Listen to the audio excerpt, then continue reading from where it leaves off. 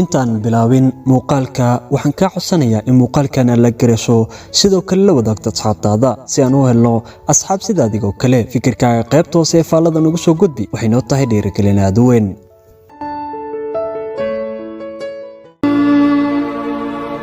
weligay ma jeclaan mana igu soo dhicin inaan sheego abaalkii aan galay laakiin maanta danta ayaa qasbaysa inaan sheego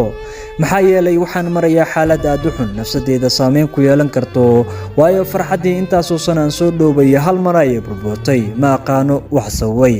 waxaan sii jiray farxad waxaana ka ilaalin jiray murug walba ma jecleen in hal mar ay iga murugooto waayo markay murugooto waxaan hadiyad ugu dhigi jiray wax walba oo iyada ay jeceshahay marka way ku farxi jirtay runtii si aad ayaan u jeclaaday jecelkeeda wuxuu igu noqday sidii buloti oo kale heer waxaan gaaray aan waqti walba ka fikiro maxaa yeelay si aad ayaan ugu baahnaa laakiin iyada ayaa dareemi weyday jecelkaan u qabo runtii macaan waxaan kuu sheegayaa in nafteeda adiga ay ku baahan tahay.